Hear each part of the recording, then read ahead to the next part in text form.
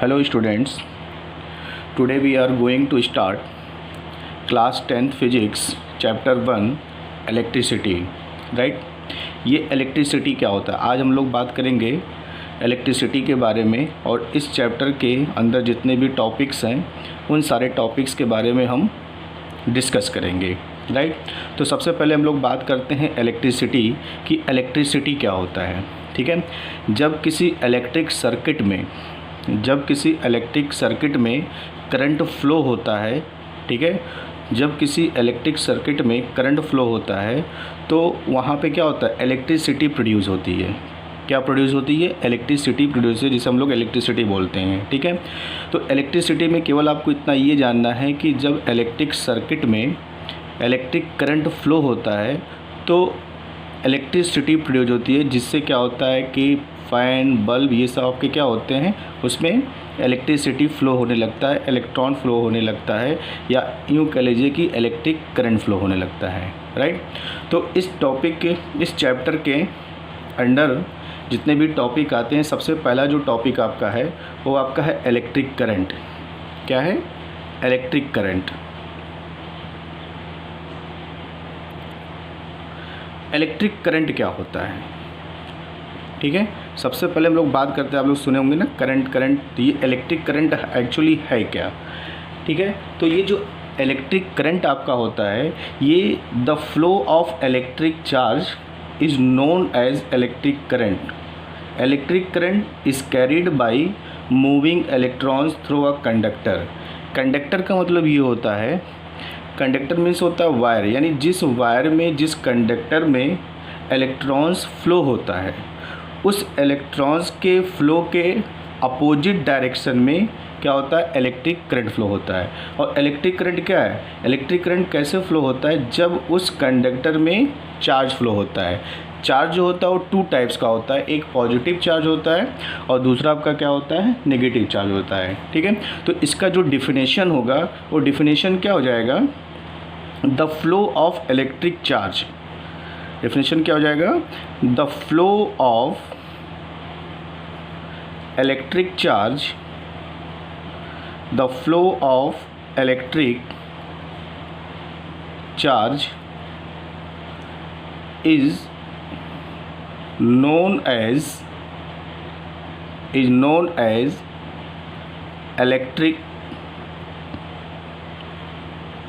Electric current. बात समझ में आ गई होगी?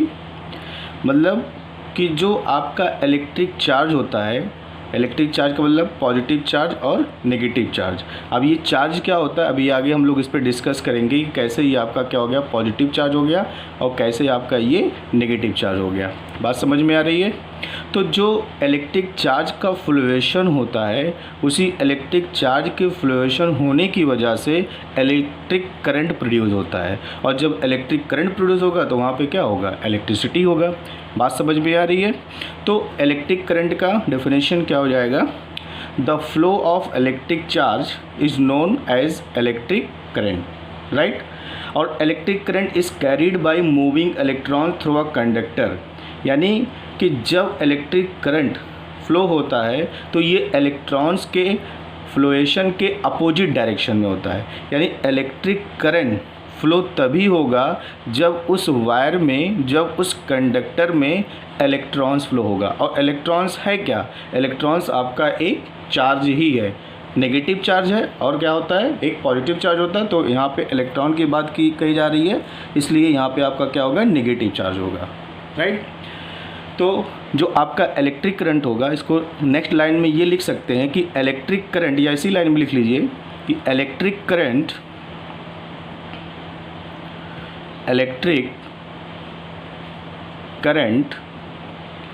Is carried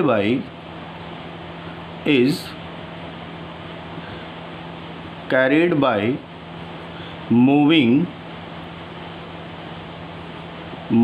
electrons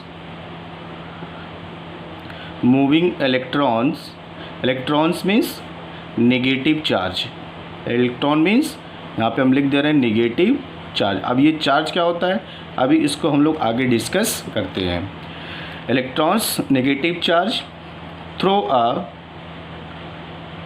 throw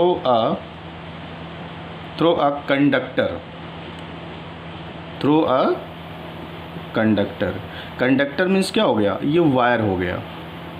conductor means क्या हो जाएगा, वायर हो जाएगा। यानी किसी वायर में जब नेगेटिव चार्ज फ्लो होता है तो नेगेटिव चार्ज के फ्लो होने की वजह से ही इलेक्ट्रिक करंट फ्लो होता है।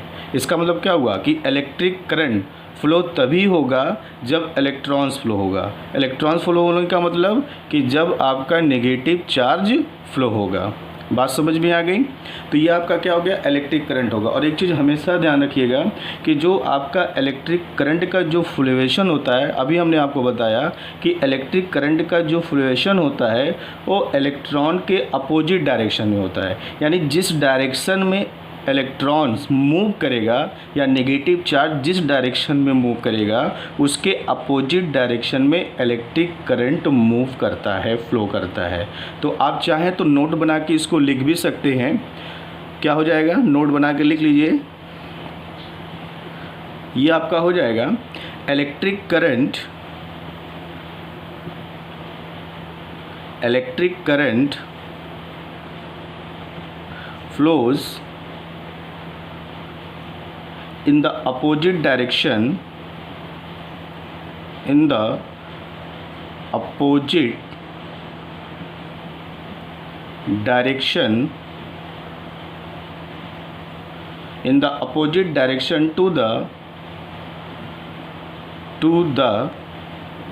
movement of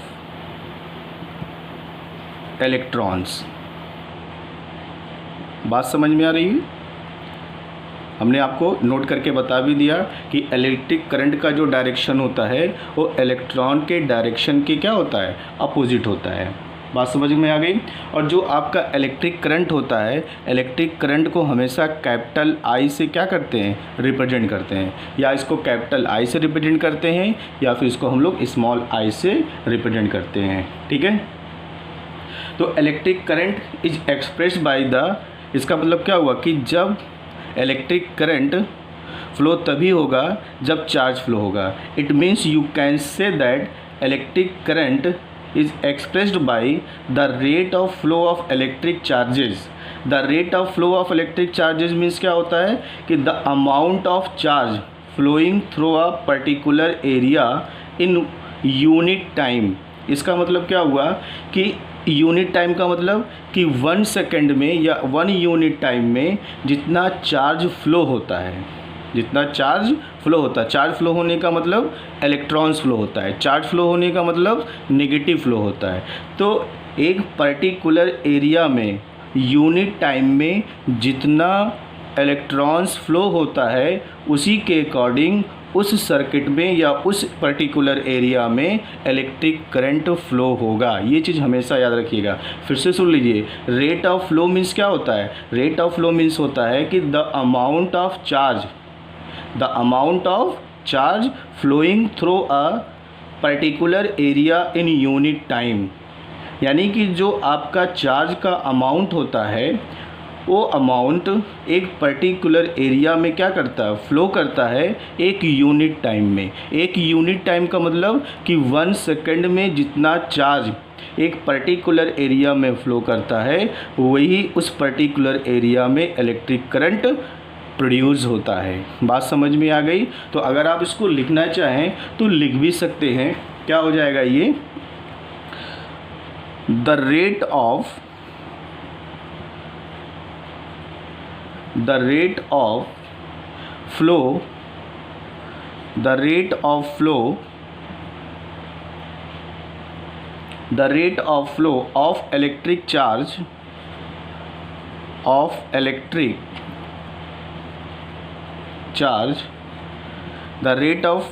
flow of electric charge यानी क्या है, किसका फ्लोएशन है, इलेक्ट्रिक चार्ज का फ्लोएशन है। और ये इलेक्ट्रिक चार्ज किस टाइम में होगा, यूनिट टाइम में होगा। किसमें होगा, यूनिट टाइम में होगा। और यूनिट टाइम में होने का मतलब कि एक पर्टिकुलर एरिया में होगा। और जब एक पर्टिकुलर एरिया में इलेक्ट्रिक चार्ज फ्लो होगा 1 सेकंड में, या ऐसे कह लीजिए कि 1 सेकंड में जितना चार्ज फ्लो होता है उसी के अकॉर्डिंग उस पर्टिकुलर एरिया में इलेक्ट्रिक करंट प्रोड्यूस होगा या इलेक्ट्रिक करंट फ्लो होगा। बात समझ में आ गई? ठीक है। Suppose that if a net charge, if a net charge capital Q, charge को हम लोग कैपिटल Q या फिर स्मॉल q से रिप्रेजेंट करते हैं, ठीक है। If a net charge capital Q flows through a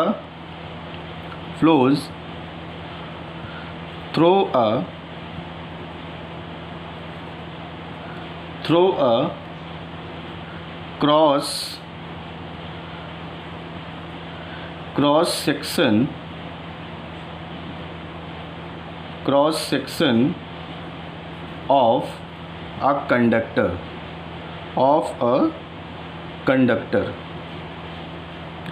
conductor means wire, in time small t, capital T भी लिख सकते हैं। देन देखिए, सपोज दैट अगर आपका चार्ज क्या है, कैपिटल Q है, यानी कि उस पर्टिकुलर एरिया में अगर Q चार्ज फ्लो हो रहा है, उस पर्टिकुलर एरिया में Q चार्ज फ्लो हो रहा है, Q चार्ज का मतलब नेगेटिव चार्ज अगर फ्लो हो रहा है t टाइम में, स्मॉल t टाइम में, तो उस क्रॉस सेक्शन ऑफ कंडक्टर यानी क्रॉस सेक्शन ऑफ कंडक्टर यानी क्रॉस सेक्शन ऑफ वायर में कितना इलेक्ट्रिक करंट फ्लो होगा, क्योंकि जो चार्ज फ्लो हो रहा है वो कहाँ पे फ्लो हो रहा है, cross section of a conductor. तो cross section of a conductor का मतलब cross section of a wire. तो चार्ज वायर में फ्लो हो रहा है, कितने टाइम तक फ्लो हो रहा है, स्मॉल t टाइम तक फ्लो हो रहा है। तो उस वायर में, उस कंडक्टर में कितना इलेक्ट्रिक करंट फ्लो होगा। तो इलेक्ट्रिक करंट को किससे रिप्रेजेंट करते हैं, कैपिटल I या फिर स्मॉल i से। तो कैपिटल I इक्वल टू हो जाएगा net charge upon time. Time को हम लोग किस लिए अभी t से लिए, और नेट चार्ज किसको लिए, कैपिटल Q से लिए। तो दिस इज इक्वल टू, ये आपका क्या हो जाएगा, is implies that I equal to Q upon T। This is the formula. ये आपका क्या हो गया, एक फार्मूला हो गया इलेक्ट्रिक करंट को फाइंड आउट करने के लिए, ठीक है। तो अब आपको ये समझ में आ गया होगा कि इलेक्ट्रिक करंट होता क्या है, या फिर इलेक्ट्रिक करंट कैसे प्रोड्यूस होता है, ये भी आपको समझ में आ गया होगा। तो एक बार फिर से सुन लीजिए कि जो आपका इलेक्ट्रिक करंट होता है, ये इलेक्ट्रिक करंट तभी फ्लो होता है जब इलेक्ट्रिक चार्ज फ्लो होता है। कहाँ पे फ्लो होगा, किसी पर्टिकुलर एरिया में। किसी पर्टिकुलर एरिया का मतलब होता है किसी वायर में या फिर किसी कंडक्टर में। जब इलेक्ट्रिक चार्ज फ्लो होता है तो उसी के अपोजिट डायरेक्शन में इलेक्ट्रिक करंट फ्लो होता है, राइट। ये बात समझ में आ गया। अब उसके बाद इलेक्ट्रिक करंट क्या होता है, इलेक्ट्रॉन के अपोजिट डायरेक्शन में मूवमेंट करता है। इसका मतलब क्या हुआ कि जो इलेक्ट्रिक करंट होता है वो किस पर डिपेंड करता है, इलेक्ट्रिक चार्ज पर डिपेंड करता है। तो इसका डेफिनेशन शॉर्टकट में आप क्या लिख सकते हैं, the rate of flow of electric charge. The rate of flow of electric charge का मतलब अभी हमने आपको बताया है कि किसी एक पर्टिकुलर एरिया में, किसी एक पर्टिकुलर वायर में या कंडक्टर में जितने टाइम तक इलेक्ट्रिक चार्ज फ्लो होता है उसी के अकॉर्डिंग उस पर्टिकुलर कंडक्टर में या वायर में इलेक्ट्रिक करंट फ्लो होगा, but opposite to the electron direction. बात समझ में आ गई, ठीक है। अब इसके बाद देखिए आगे क्या लिखा है, if a net charge Q, अगर सपोज दैट उस कंडक्टर में, उस वायर में कैपिटल Q चार्ज है। अब ये कैपिटल Q क्या है, चार्ज है, जिसे हम लोग कैपिटल Q से, या इसको, इसका यूनिट कूलाम होता है। अभी हम लोग आगे इसको डिस्कस करेंगे। तो यहाँ पे आपका ये क्या हो गया, नेट चार्ज आपका क्या हो गया, कैपिटल Q हो गया। अब ये कैपिटल Q चार्ज कहाँ पे फ्लो कर रहा है, flows through cross section of conductor. तो क्रॉस सेक्शन ऑफ कंडक्टर में कर रहा है, ठीक है। कितने टाइम में कर रहा है, t टाइम में कर रहा है। तो उस क्रॉस सेक्शन कंडक्टर में या उस वायर में जो इलेक्ट्रिक करंट प्रोड्यूस होगा वो कितना होगा, I equal to Q upon T हो जाएगा। बात समझ में आ गया। अब उसके बाद नेक्स्ट आपका क्या आएगा, यूनिट ऑफ इलेक्ट्रिक करंट, कि इलेक्ट्रिक करंट का यूनिट क्या होता है या फिर इलेक्ट्रिक चार्ज का यूनिट क्या होता है। ठीक है, चलिए नेक्स्ट आपका क्या हो जाएगा, unit of electric charge. Electric charge का यूनिट क्या होगा। ठीक है, तो इलेक्ट्रिक चार्ज का जो यूनिट होता है ये बहुत सिंपल होता है। ठीक है, क्या होता है, कूलाम्ब होता है, COULOMB। ठीक है, ये कूलाम्ब हो गया, COULOMB। ये किसका यूनिट है, इलेक्ट्रिक चार्ज का यूनिट है। और ये आपका क्या, ये SI यूनिट है। क्या आपका ये SI यूनिट है। ठीक है, तो SI unit of electric charge क्या हो गया, कूलाम हो गया। और इस कूलाम को हम लोग क्या करते हैं, कैपिटल C से रिप्रेजेंट करते हैं। ठीक है, तो अगर आपको कहीं कैपिटल C मिलेगा यूनिट, तो आप समझिएगा कि वो इलेक्ट्रिक चार्ज का क्या है, यूनिट है। अब देखिए इलेक्ट्रिक चार्ज आपका 2 टाइप्स का होता है, एक होता है नेगेटिव और एक होता है पॉजिटिव। दोनों के लिए यूनिट यही होता है, सेम होता है, बस केवल क्या होता है, साइन डिफरेंस होता है, एक प्लस होता है और दूसरा क्या होता है, माइनस होता है। ठीक है, उसके बाद आपका क्या आएगा, unit of electric current. Unit of electric current, तो यूनिट ऑफ इलेक्ट्रिक करंट में क्या हो जाएगा, इसका भी SI यूनिट होता है। तो SI unit of electric current क्या होता है, SI unit of electric current क्या होता है, एम्पियर होता है। क्या होता है, एम्पियर होता है, AMPERE। It is represented by capital A। यानी इलेक्ट्रिक करंट का यूनिट आपका क्या हो गया, एम्पियर हो गया, जिसे हम लोग कैपिटल A से रिप्रेजेंट करते हैं। और इलेक्ट्रिक चार्ज का यूनिट आपका क्या हो गया, कूलाम हो गया। SI यूनिट होता है जिसे हम लोग कैपिटल C से रिप्रेजेंट करते हैं। बात समझ में आ गई। नेक्स्ट आपका जो मोस्ट इम्पॉर्टेंट हेडिंग है, वो मोस्ट इम्पॉर्टेंट हेडिंग आपका क्या होगा, तो मोस्ट इम्पॉर्टेंट हेडिंग आपका क्या है, एम्पियर है। क्या है, एम्पियर। एम्पियर का डेफिनेशन अक्सर करके एग्ज़ाम में पूछ लेता है कि एम्पियर का डेफिनेशन क्या होता है, right the definition of ampere. ठीक है, बहुत सिंपल है। क्या इसका डेफिनेशन होता है, ampere is the flow of electric charge. Ampere is the flow of electric charge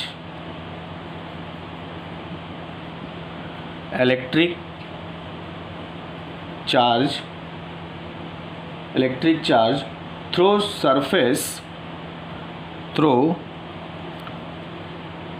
THROUGH, through surface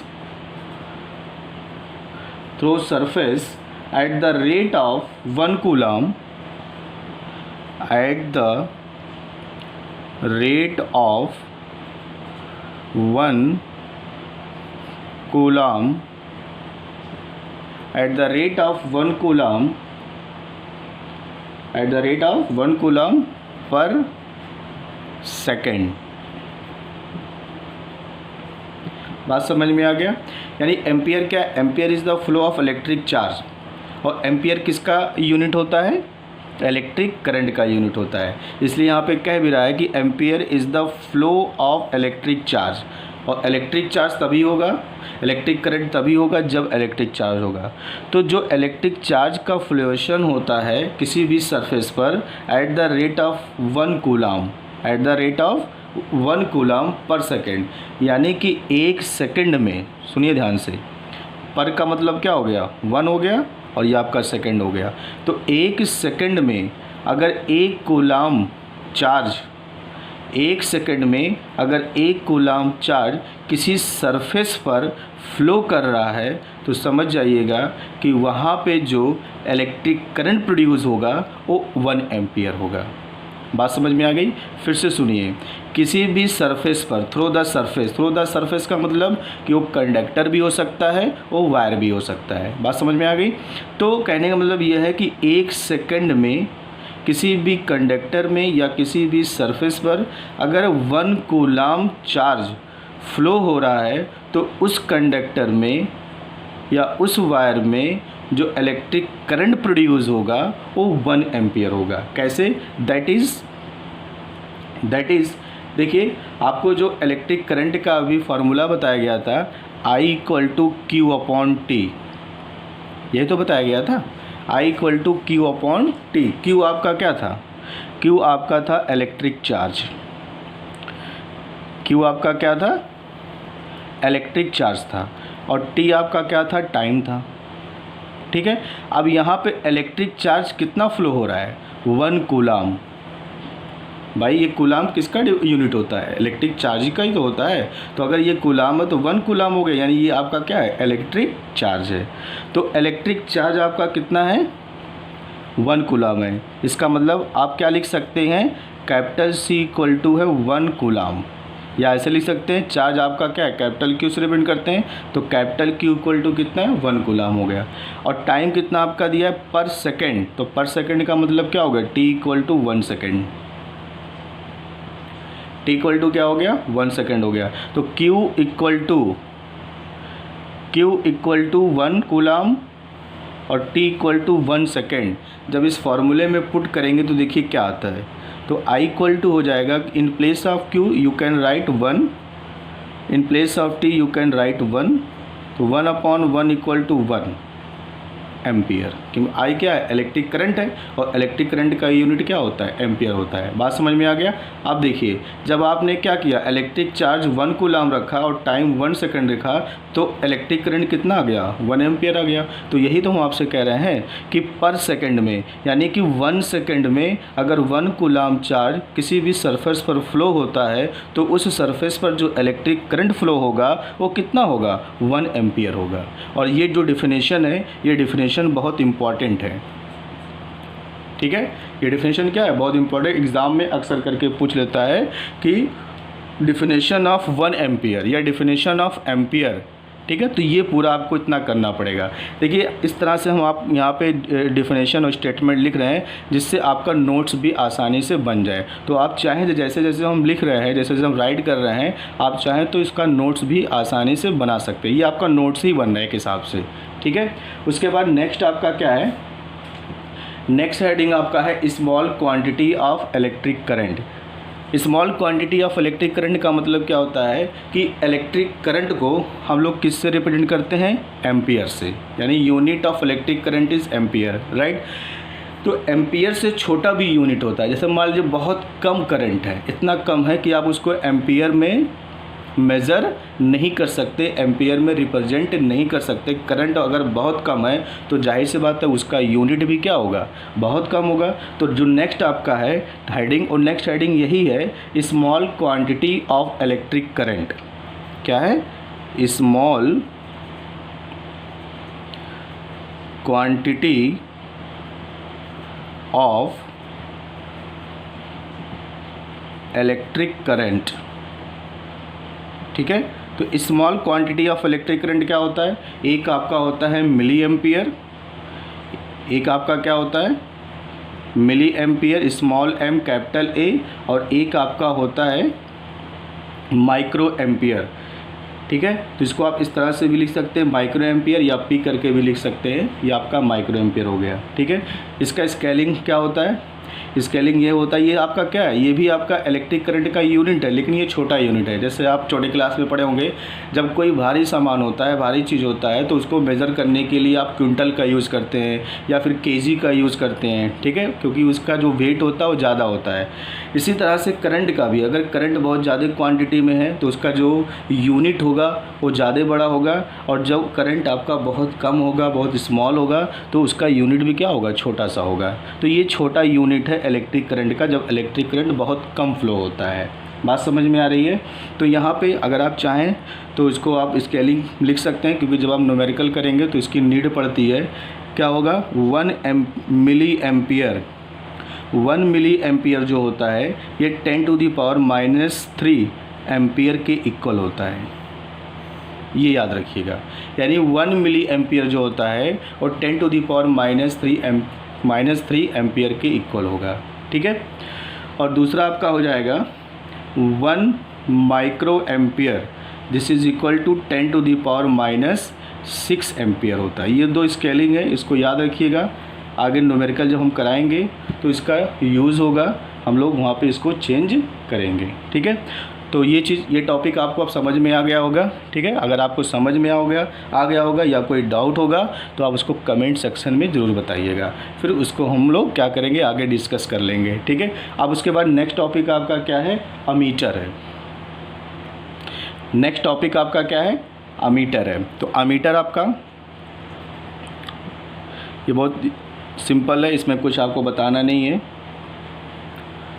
ammeter एक इंस्ट्रूमेंट होता है और इसका यूज़ जो हम लोग, इसका यूज़ जो है ये आपका इलेक्ट्रिक करंट के मेज़रमेंट में किया जाता है। बस कुछ करना नहीं है, बस लिख लीजिए ऐसे ही, एन apparatus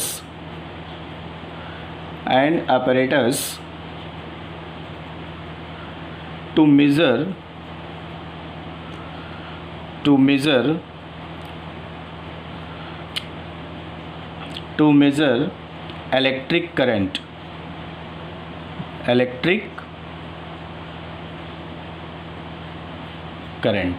बात समझ में आ गया।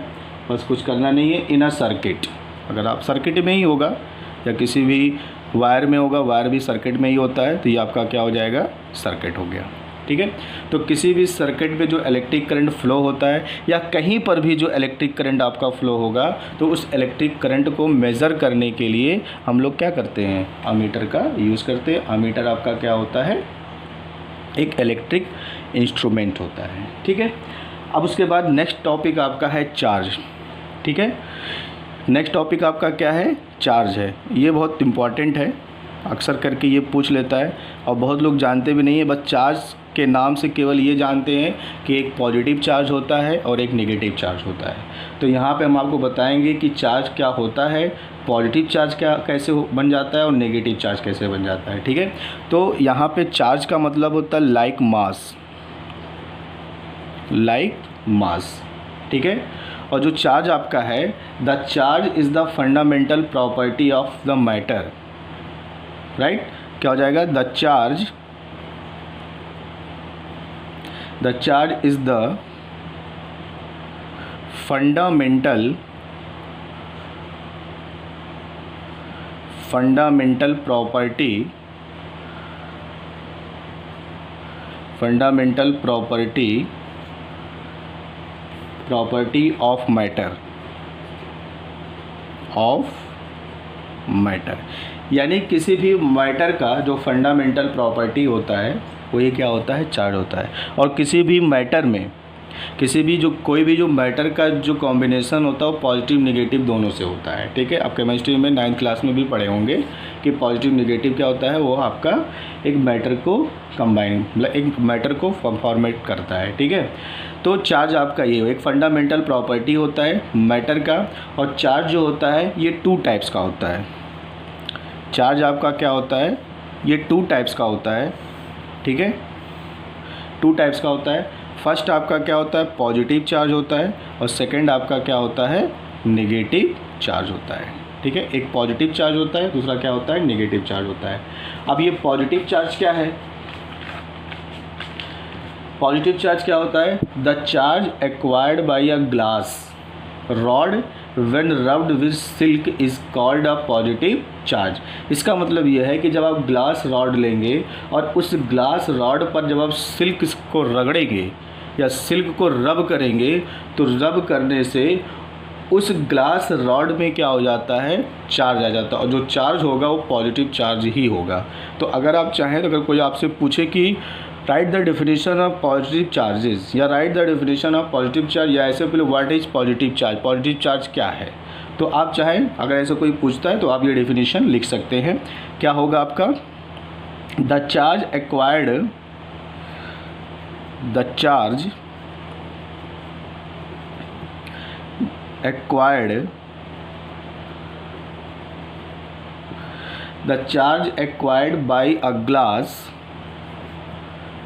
by a glass rod when when rubbed with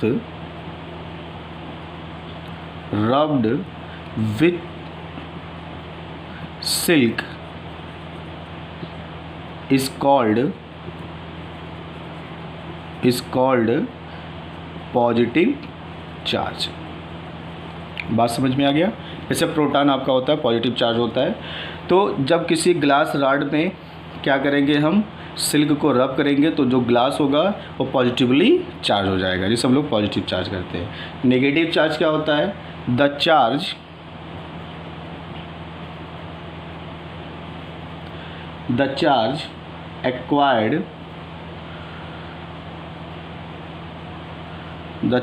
acquired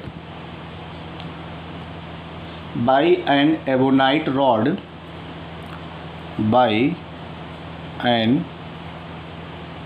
ebonite एक मेटल होता है, मेटेलिक रॉड होता है। when rubbed with wool, ऊन से, with wool is called negative charge। और नेगेटिव चार्ज आपका क्या होता है, इलेक्ट्रॉन होता है। अब आपको ये चीज़ें समझ में आ गई होंगी कि कौन सा पॉजिटिव होता है और पॉजिटिव कैसे बनता है और नेगेटिव कैसे बनता है। एक बार फिर से सुन लीजिए।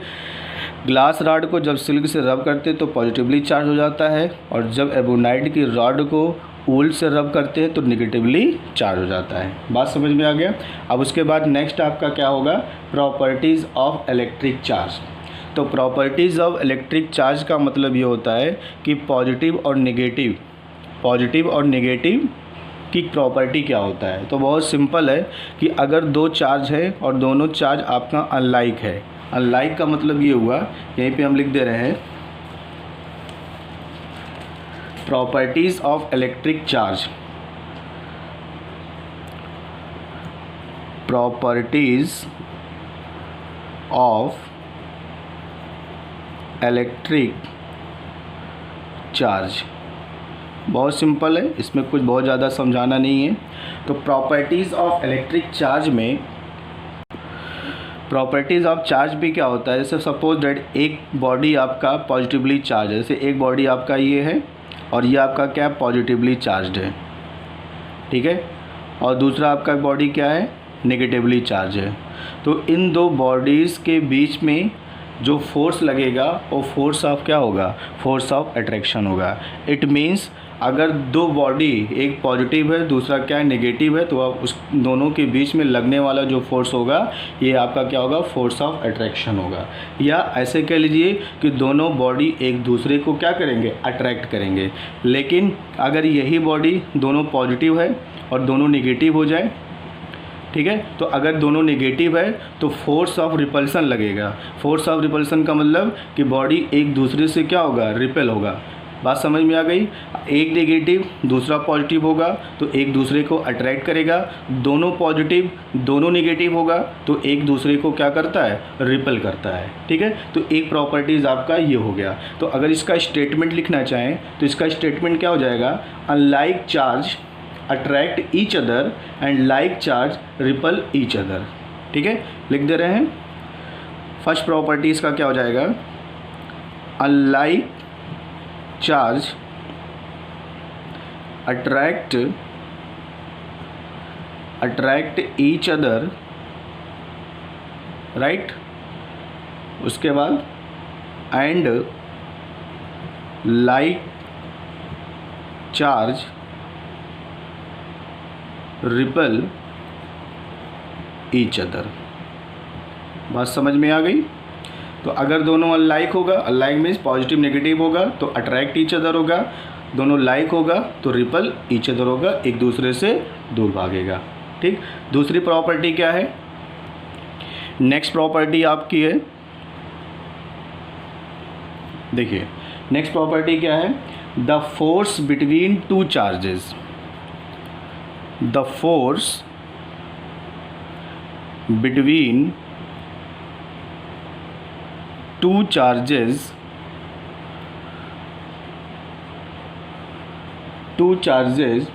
varies directly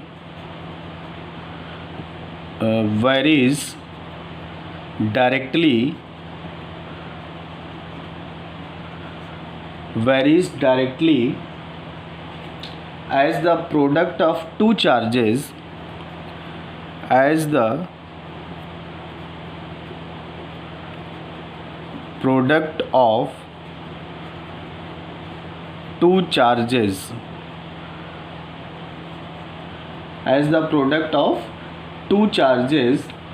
and inversely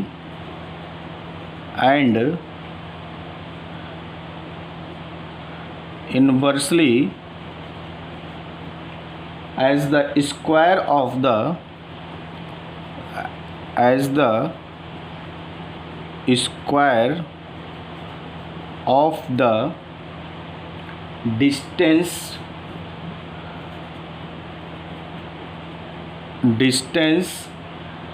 distance को हम लोग r से रिप्रेजेंट कर रहे हैं यहाँ पे। डिस्टेंस r बिटवीन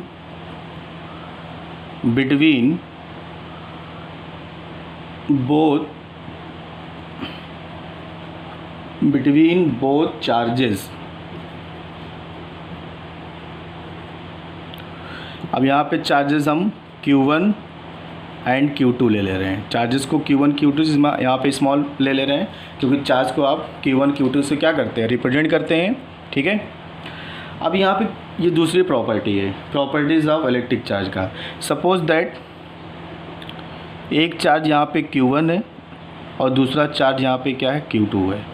ठीक है, ये आपके सिलेबस में एक्चुअली है नहीं, लेकिन प्रॉपर्टी आया तो ये बताना पड़ गया। ये आपका क्या है, 11th-12th में है। तो सपोज एक चार्ज आपका क्या है, Q1 है, दूसरा चार्ज आपका क्या है, Q2 है। ठीक है, तो अगर एक प्लस होगा दूसरा नेगेटिव होगा तो एक दूसरे को क्या करेगा, अट्रैक्ट करेगा। ठीक है, तो और इन दोनों चार्जेस के बीच का जो डिस्टेंस है वो डिस्टेंस क्या यहाँ पे लिया गया है, r। तो ये डिस्टेंस आपका क्या है, r है। ठीक है, तो अकॉर्डिंग टू स्टेटमेंट में क्या कह रहा है कि the force between two charges, तो ये दो चार्जेस है ना, एक Q1 है एक Q2 है, इन दोनों के बीच का जो फोर्स होता है वो वेरीज करता है। कैसे वेरीज करता है, directly as the product of two charges, यानी टू चार्जेस का प्रोडक्ट। तो टू चार्जेस का प्रोडक्ट का मतलब क्या हो गया, Q1 इंटू Q2, ये तो प्रोडक्ट हुआ, प्रोडक्ट का मतलब मल्टीप्लाई। तो यहाँ पे स्टेटमेंट क्या कर रहा है, the product of two charges. तो एक चार्ज आपका क्या हो गया, Q1 हो गया, दूसरा चार्ज आपका क्या हो गया, Q2 हो गया, और इन दोनों का प्रोडक्ट। एंड इन्वर्सली का मतलब indirectly proportional, and inversely as the square of distance, यानी इन दोनों के बीच का जो डिस्टेंस है उसका स्क्वायर। तो इन दोनों के बीच का स्क्वायर क्या होगा, r² होगा। तो फिर से देख लीजिए, एंड इन्वर्सली, तो इन्वर्सली का मतलब हमेशा अपॉन करके लिखेंगे। तो अपॉन किसके इन्वर्सली है, Q1 इंटू Q2 है, और inversely as the product of distance as the square of the distance. तो डिस्टेंस को क्या कर दें, स्क्वायर कर दें, और ये डायरेक्टली किसके प्रोपोर्शनल होगा, फोर्स के। Force means capital F। ठीक, ये आपका एक कंडीशन हो गया, और इस कंडीशन के पे इस फॉर्मूले से 11th-12th में या हो सकता है इसी में आपको आगे क्वेश्चंस मिल जाए। वैसे ये जो आपका टॉपिक है 11th का टॉपिक है। ठीक है, तो यहाँ पे इस प्रॉपर्टी से आपको क्या पता चला, एक बार फिर से देख लीजिए, थोड़ा सा कॉम्प्लिकेटेड है ये। इसमें क्या बताया गया कि जो फोर्स होता है, यही फोर्स तो है, यही फोर्स हमने लिया है। ये जो फोर्स होता है, ये फोर्स दो चार्जेस के बीच का प्रोडक्ट है। देख, चार्ज क्या है, Q1 है, दूसरा क्या है, चार्ज Q2 है। तो जो फोर्स होता है प्रोडक्ट ऑफ टू चार्जेस, और ये फोर्स के क्या होता है, डायरेक्टली प्रोपोर्शनल होता है, यानी कि इसको आप ऐसे भी लिख सकते हैं, और ये जो आपका फोर्स है ये डायरेक्टली प्रोपोर्शनल किसके है, Q1 इंटू Q2 के। ठीक है, और यही फोर्स आपका क्या है, किसके इन्वर्सली प्रोपोर्शनल है, क्या करें, inversely as the square of the distance, यानी जो डिस्टेंस है उसका इन्वर्स। तो डिस्टेंस का इन्वर्स क्या होगा, 1/r होगा। और क्वेश्चन में क्या करा, स्टेटमेंट में क्या करा, इसका स्क्वायर डिस्टेंस का स्क्वायर हो जाएगा। ठीक है, तो एक कंडीशन आपका ये हो गया और दूसरा कंडीशन आपका ये हो गया। बात समझ में आ गई। अब इन्हीं दोनों कंडीशन को मर्ज करके लिखा है। देखिए जब इन दोनों कंडीशन को मर्ज करके लिखेंगे तो यही आएगा F is proportional to Q1 into Q2 upon R square. एक बार फिर से सुन लीजिए, दो चार्जेस के बीच का प्रोडक्ट और उन्हीं दोनों दो चार्जेस के बीच का प्रोडक्ट और उन्हीं दोनों चार्जेस के बीच का डिस्टेंस का स्क्वायर इन्वर्सली होता है किसके? फोर्स के। ठीक, बात समझ में आ गई। तो ये आपका क्या था? प्रॉपर्टीज़ ऑफ इलेक्ट्रिक चार्ज था। ठीक है, अब उसके बाद देखिए SI यूनिट ऑफ चार्ज। तो SI यूनिट ऑफ चार्ज हमने आपको बता दिया। तो चार्ज का SI यूनिट क्या होता है? कूलाम होता है। क्या होता है? कूलाम होता है। तो अगर आपसे डेफिनेशन पूछा जाए कि write the definition of 1 coulomb, तो write the definition of 1 coulomb कैसे लिखेंगे आप? कैसे लिखेंगे आप? Suppose that 1 coulomb equal to 1 ampere into 1 second. ठीक है, ये आपका क्या है? एम्पियर है। एम्पियर का मतलब क्या हो गया? इलेक्ट्रिक करंट हो गया। ये आपका क्या है? इलेक्ट्रिक करंट है। और ये आपका क्या है? टाइम है। और ये आपका 1 कूलाम चार्ज है। ठीक है, तो इसका मतलब क्या हुआ कि the quantity of charge which flows through a circuit when 1 ampere of current flows through it in 1 second is known as 1 coulomb charge. तो 1 कूलाम चार्ज का डेफिनेशन क्या हो जाएगा? तो डेफिनेशन आपका ये हो जाएगा इसके according.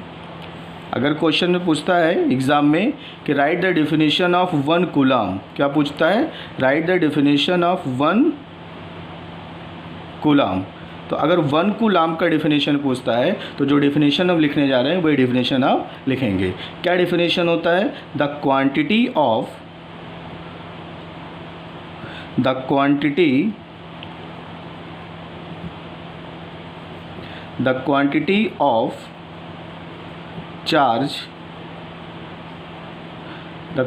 of charge which flows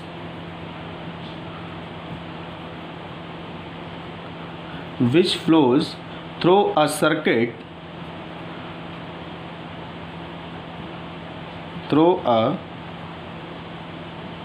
circuit when 1 coulomb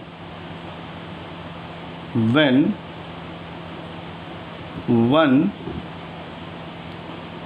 ampere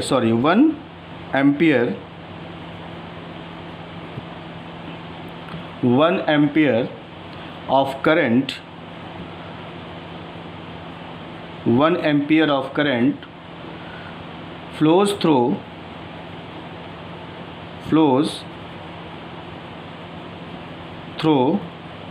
it in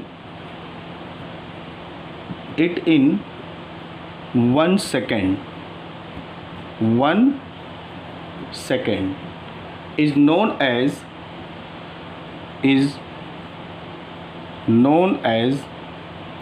1 coulomb. ठीक है, 1 कूलाम चार्ज। अगर आप चाहें तो चार्ज भी लिख सकते हैं, 1 कूलाम चार्ज। ठीक है, अब यहाँ पे देखिए आपका क्या है कि सबसे पहले आप क्या लिखेंगे? ये लिखेंगे, अगर 1 कूलाम का डेफिनेशन आता है तो लिखेंगे if 1 coulomb equal to 1 ampere equal to 1 second.